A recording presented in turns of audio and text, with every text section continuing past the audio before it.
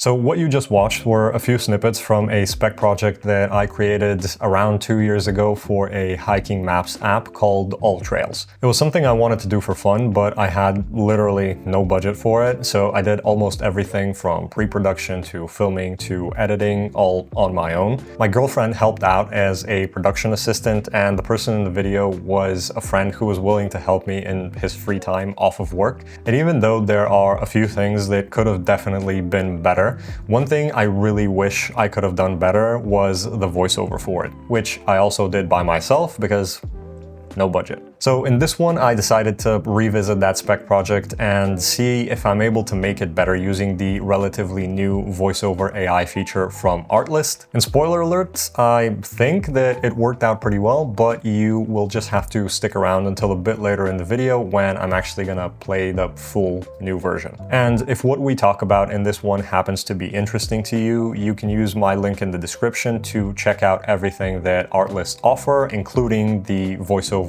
AI, which is what we're going to be focusing on in this one. So the general idea that I had for the voiceover for this project was kind of simple. I wanted there to be a narrator who occasionally interacts with the character in the video, and the goal was to have the voiceover start out by like praising the character and hyping him up for being this really good and experienced hiker. So you consider yourself to be an experienced hiker? Well, obviously, at this point you've probably been to dozens of trails. Sorry, hundreds. But then as we see him walking through the same spot over and over again, the narrator calls out the fact that I think you might be lost.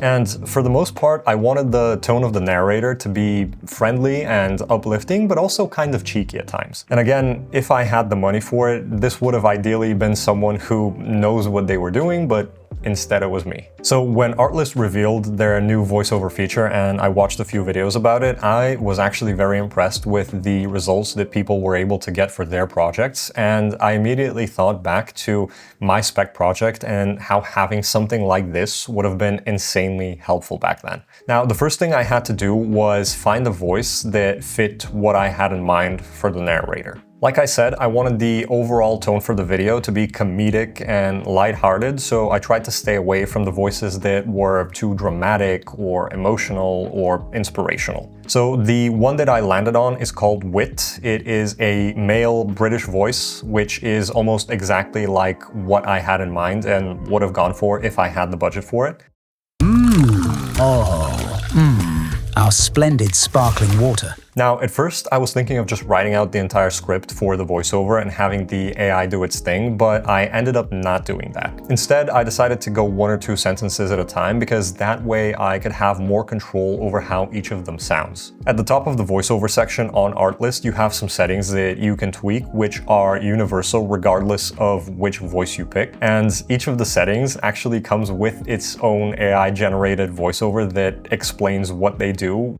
Higher similarity makes your voiceover sound more like the original speaker's voice, emphasizing their personality and performance style. Which was really helpful the first time I used it and wasn't exactly sure what I was doing. So if I generated the whole voiceover as one big thing, it would be entirely affected by just one version of those settings. But by doing it 1 or 2 sentences at a time, I was able to control how each of them sounded, which was important because I needed some sections to be different than others. Like, I needed some lines to be a bit more upbeat and others to be more sarcastic, some needed to be more flat, others more expressive, and that sort of thing. So I started writing out the sentences and generating some voiceovers, and with some of them, they sounded the way I wanted them to within 1 or 2 tries. I would tweak the settings a bit in between each try just to kind of see what results I would be able to get and to have a few versions just in case. But there were some sections of the original voiceover that took a lot more tries until the AI was able to generate something that I was happy with. And there were a few things here and there that I had to experiment with more. First thing is that it is a bit tricky to get the pacing of the voiceover right. If you use the correct punctuation, in a lot of the cases, the AI voice will do a good job.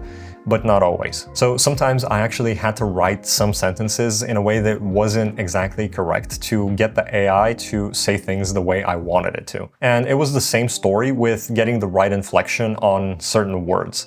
Sometimes I would want a word to be emphasized, but it took more tries and tweaking the settings to get it right. For a few sentences, I used quotation marks on certain words to try and get the AI to focus on them more. For other sections, I used ellipses or line breaks in places where you might not really think to have them to try and get the right pauses. But I would say that I got used to the little quirks that this feature has pretty quickly, and things got relatively easy after I got a feel for how the AI treated different punctuation and formatting. One thing that I especially like is that after you set up the voice parameters and you generate a voiceover that you like with them, there is a little info icon on the audio file itself that you can hover over to see what settings were used. And the reason that's cool is because later, if you want another sentence to have a similar sound, tone, and feel to it, you can try using those same settings again. You should be aware that even if you use the exact same settings, different sentences generated with them, and even different versions of the same sentence will all sound different from each other. So, you consider yourself an experienced hiker? So, you consider yourself an experienced hiker? So, you consider yourself an experienced hiker? However, being able to reference what settings were used before will at least get you in kind of the same ballpark, which can be useful. So with that said, I generated the different sections from my original voiceover. Then I made a copy of the original timeline and replaced my voiceover in it with the new AI-generated one. And because I was already kind of in the zone of revisiting this project, I went and redid some of the sound design using a few sound effects from Artlist. I also found a song that had a similar sound to the one I used initially, again on Artlist. And after all of that, this is the result that I got. So you consider yourself an experienced hiker? Well, obviously, at this point you've probably been to dozens of trails. Sorry, hundreds. Anytime one of your friends wants to go on a hike, you're the one leading the way. Why are you running? And it makes perfect sense. You've seen challenges the average hiker couldn't even imagine. You've been doing this for so long that it's practically like second nature, which is why nowadays you don't even need to follow the same trails as everyone else. A pro doesn't need signs or trail markings. You've got a feel for this stuff, and you know how to make your own path. And not only that, but I think you might be lost. No, seriously, this is you from 20 minutes ago. I'm pretty sure you've been here before. Well, that is why you got that app, right? Not sure why you didn't just use that from the start, but seems like a good time to have a look. Oh well, I guess sometimes even the pros need a little help.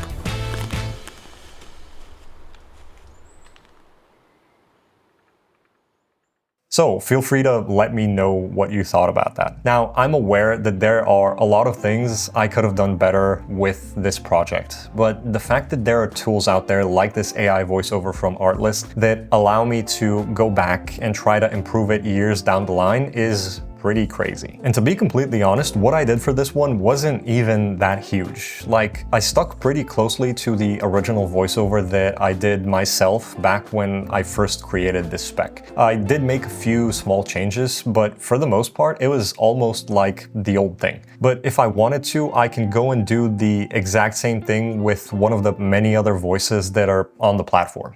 So you consider yourself an experienced hiker? So you consider yourself an experienced hiker? So you consider yourself an experienced hiker? And not only that, but I can easily create an entirely different new voiceover or even multiple new voiceovers with almost no downtime just to experiment and see if I like something else better. But in general, for this one, I was aiming to keep things mostly the same just to try to improve them. And I'm actually pretty happy with the result I was able to get. So even though I genuinely think this new feature is very cool and can be really useful in a bunch of situations, situations, there are a few things that I'm hoping to see down the line. For starters, I hope that the team over at Artlist can find a way to expand the settings that you can use for the voices to include stuff like emotions. For example, if there were presets that could make a voice sound happy, sad, angry, sarcastic, or stuff like that, I really think that it would save a lot of time from trying to get those types of moods with the current settings. Like, you can definitely do it, but I just feel like it takes more time and trial and error until you land on the exact emotion that you're going for. I also think it would be cool if they added something like a talking speed slider to allow you to make the voice speak slower or faster without having to do any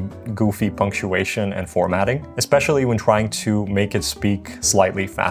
There was a sentence from my original voiceover that I had to cut out because it just didn't fit in time-wise. It makes things a lot more exciting. Because I couldn't get the AI to say it slightly quicker to match the pacing of my video. It's not the end of the world, but I was forced to make that change, not because it served the video better, but because of a technical limitation. So finally, I want to quickly talk about ways that I think this could be useful for a lot of filmmakers out there, as well as how I am personally going to be using it moving forward. Now, first up, this is great for beginners who might be trying to improve the quality of what they're making with almost no budget, kind of like I was when I made the original spec. If you get an Artlist Max subscription, that's going to give you access to everything on their platform, like music, sound effects, stock footage, templates, and this new voiceover AI. But if you currently don't have the budget for that, you can also get a separate subscription only for the voiceover feature, which makes it insanely affordable. And then this gives you the opportunity to experiment with different voiceovers for stuff like spec commercials, short films, YouTube videos, or any other type of project that you think needs a voiceover.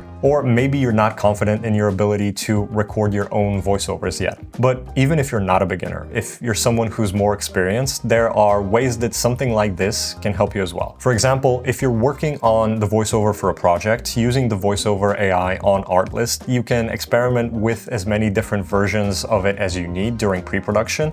And then once you land on something that you're happy with, you can send that off to a voiceover artist that you're going to be working with, who now has an exact reference for what they need to do, which cuts down on the back and forth for corrections and ultimately saves a ton of time and potentially a lot of money. Or kind of like I did in this video, you can revisit old projects that you made and try to improve them. And as far as how I'm going to be using this, I've already got plans for a few videos where this feature is going to fit in perfectly.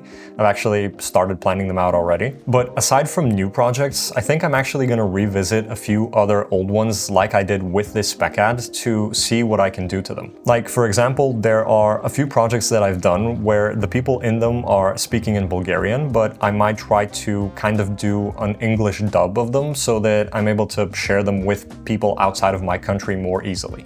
So yeah, I'm not gonna get into all of my thoughts on the effects of different AI features on creators because it's a very nuanced topic that I could probably talk about for hours. But as of right now, when it comes to this specific voiceover feature from Artlist, I genuinely do think that it has a lot of potential to be super useful for a lot of people. And if nothing else, if you take one thing away from this video, I hope that you take it as a sign to try and be a little bit more open to all of the new tools that are becoming available to us as creators. So if there's a project that you've been waiting to make, this is one of those tools that makes it easier than ever to actually get started on it. And if there's one that you've already made but think it could be better, maybe it's time to revisit it and see what you can try to improve. All right, so I think that's all I've got. Again, make sure to check out Artlist from the link below, and I will see you in the next one.